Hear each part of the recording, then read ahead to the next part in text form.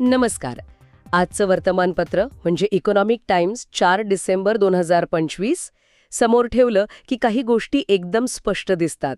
यात कंपन्यांच्या भविष्यातील योजना आहेत, पायाभूत सुविधांमध्ये होणारी प्रचंड गुंतवणूक आहे आणि भारतीय नौदलाच्या सामर्थ्याची झलकही आहे.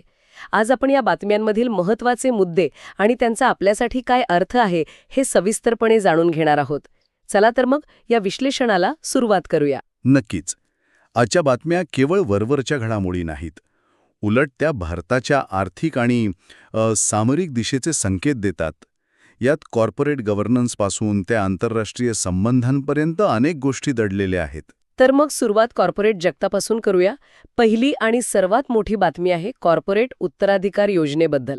The show must go on in India Inc. यात म्हटले की जवळपास 78% भारतीय कंपन्यांकडे आता उत्तराधिकारी योजना तयार आहे. हा आकडा खूप मोठा वाटतो. हो, आणि ही एक अत्यंत सकारात्मक बाब आहे. यातील आकडेवारी पाहण्यासारखी आहे.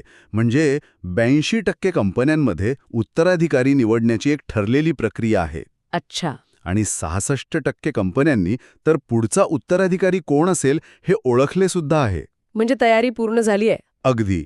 याचा अर्थ भारतीय कंपन्या आता केवळ संस्थापकांच्या करिश्म्यावर अवलंबून नाहीत, तर त्या दीर्घकालीन स्थिरतेचा आणि व्यावसायिकतेचा विचार करत आहेत.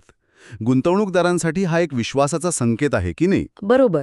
आणि ह्याच व्यावसायिकतेचं आणखी एक उदाहरण म्हणजे जपानच्या डायवा सिक्युरिटीजने ॲम्बिटमध्ये 15% भागीदारी विकत घेतली आहे.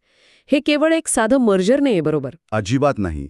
यातून स्पष्ट दिसतं की भारताची आर्थिक बाजारपेठ, विशेषतः वेल्थ मॅनेजमेंट आणि ब्रोकिंग क्षेत्र, परदेशी गुंतवणूकदारांना किती आकर्षित करत आहे. पण डायवासारखी एवढी मोठी कंपनी? हो, डायवासारखी मोठी कंपनी जेव्हा भारतात गुंतवणूक करते तेव्हा ते इथल्या वाढीच्या क्षमतेवर शिक्कामोर्तब करते. आता वळूया पायाभूत सुविधांकडे. मॅक्वेरी ही कंपनी मेपल इन्फ्रास्ट्रस्टमधील मोठ्या भागीदारीसाठी शर्यतीत आघाडीवर असल्याची बातमी आहे. यात तब्बल $1 अब्ज उभारण्याचं लक्ष्य आहे. या बातमीचा संबंध थेट आपण वापरत असलेल्या रस्त्यांशी आहे. रस्त्यांशी? कसा? या ट्रस्टच्या अखत्यारीत 3,328 किलोमीटरचे रस्ते आहेत. इन्फ्रास्ट्रक्चर इन्व्हेस्टमेंट ट्रस्ट, ज्याला आपण इन्व्हिट म्हणतो, त्यासारख्या साधनामुळे परदेशी गुंतवणूकदारांना भारतीय पायाभूत सुविधांमध्ये पैसे गुंतवणं खूप सोपं झालंय. इन्व्हिट हे जरा सोप्या शब्दात सांगाल का? नक्कीच. म्हणजे थोडक्यात हे रस्त्यांच्या म्युच्युअल फंडसारखं आहे. गुंतवणूकदार पैसे लावतात आणि त्या रस्त्यांवरून जो टोल जमा होतो तो त्यांना नफ्याच्या रूपात मिळतो. अच्छा. हो, त्यांना यातून मिळणारा स्थिर परतावा आकर्षक वाटतो आणि आपल्या देशाला विकासासाठी भांडवल मिळतं. आणि विकासाचा हा वेग फक्त रस्त्यांपुरता मर्यादित नाहीये असं दिसतंय. औद्योगिक रिअल इस्टेटची मागणी सुद्धा मॅन्युफॅक्चरिंग क्षेत्रातील तेजीमुळे वाढली आहे. हो, आणि आकडेवारी खूप बोलकी आहे. 2014 जे गोदाम क्षेत्र म्हणजे वेअरहाऊसिंग स्पेस साधारण 25 दशलक्ष चौरस फूट होतं, ते 2024 पर्यंत 34 दशलक्ष चौरस फुटांवर पोचलंय.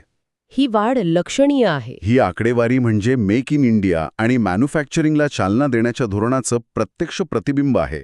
जेव्हा उत्पादन वाढतं तेव्हा साठवणुकीसाठी आणि लॉजिस्टिक्ससाठी आधुनिक गोदामांची गरज वाढतेच. म्हणजे ही केवळ जागांची मागणी नाही, ही अर्थव्यवस्थेच्या वाढीचं एक महत्त्वाचं लक्षण आहे.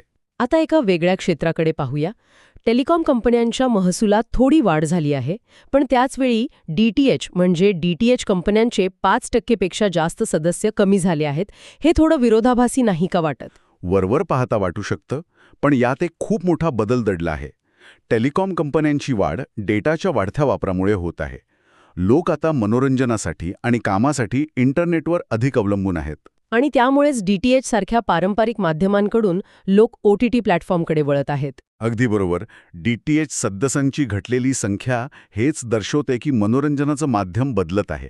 लोक आता ऑन डिमांड कंटेंटला प्राधान्य देत आहेत. आणि याच डिजिटल जगात सरकारने सुरक्षेसाठी एक महत्त्वाचं पाऊल उचललं आहे. संचार साथी पोर्टलवर आता प्रत्येक मोबाईल फोनचा IMEI नंबर नोंदवणे अनिवार्य केला आहे. हो, आणि हे अत्यंत आवश्यक होतं. फोन चोरी आणि सायबर गुन्हेगारी रोखण्यासाठी हे एक महत्त्वाचं पाऊल आहे. या बातमीत एक धक्कादायक आकडा आहे जो खरंच विचार करायला लावणार आहे. कोणता? की फसवणुकीसाठी वापरले जाणारे 14 कोटी मोबाईल नंबर बंद करण्यात आले आहेत. 14 कोटी? हो, 14 कोटी. यावरून या समस्येची तीव्रता लक्षात येते. हे नियमन म्हणजे तंत्रज्ञानाच्या वाढत्या वापरासोबत येणाऱ्या धोक्यांना तोंड देण्याचा एक प्रयत्न आहे. खरंय. आता वळूया संरक्षण आणि आंतरराष्ट्रीय संबंधांकडे. आजच्या अंकात भारतीय नौदल दिनानिमित्त एक विशेष पुरवणी आहे, the sea masters waves of power. यात नौदलाच्या आधुनिकीकरणावर आणि आत्मनिर्भर भारतावर भर दिला आहे. ही केवळ एक औपचारिक बातमी नाही, यात भारताच्या सामरिक धोरणाचं सार आहे. भारतीय नौदल आता फक्त किनारपट्टीचं रक्षण करत नाही, तर हिंदी महासागरातील व्यापारी मार्गांचं संरक्षण आणि भारताच्या जागतिक हिताचं रक्षण करण्याची क्षमता बाळगून आहे. आणि त्यांची थीम सुद्धा तशीच आहे, जलशक्ती ते राष्ट्रशक्ती. अगदी समर्पक आहे. आणि रफाएल एम सारख्या विमानांचा समावेश हेच दाखवतो की नौदल तंत्रज्ञानाच्या बाबतीत किती पुढे जात आहे. आणि याच आंतरराष्ट्रीय संबंधांच्या पार्श्वभूमीवर आजच्या अंकात रशियाच्या स्बेर बँकेची म्हणजेच बँकची पूर्ण पान जाहिरात आहे. भारतात 15 वर्ष पूर्ण झाल्याबद्दल यातून काय संकेत मिळतात? हा खूप इंटरेस्टिंग मुद्दा आहे. जागतिक राजकारणात अनेक बदल होत असतानाही भारत-रशिया व्यावसायिक संबंध किती दृढ आहेत हे यातून दिसतं. ती बँक स्वतःला रशियासाठी भारताचं प्रवेशद्वार म्हणवत आहे. बरोबर. याचा अर्थ दोन्ही देशांमधील व्यापार आणि गुंतवणुकीचे संबंध अजूनही मजबूत आहेत आणि ते अधिक वाढवण्याची क्षमता आहे. राजकारण आपल्या जागी, पण अर्थकारण थांबलेलं नाही, हाच याचा स्पष्ट संकेत आहे. तर आजच्या या विश्लेषणातून एक गोष्ट स्पष्ट होते, भारतीय अर्थव्यवस्था आणि कॉर्पोरेट जग खूप वेगाने परिपक्व होत आहे. एका बाजूला कंपन्या दीर्घकालीन योजना बनवत आहेत, तर दुसऱ्या बाजूला सरकार तंत्रज्ञानाच्या मदतीने सुरक्षा आणि नियमन मजबूत करत आहे. अगदी बरोबर.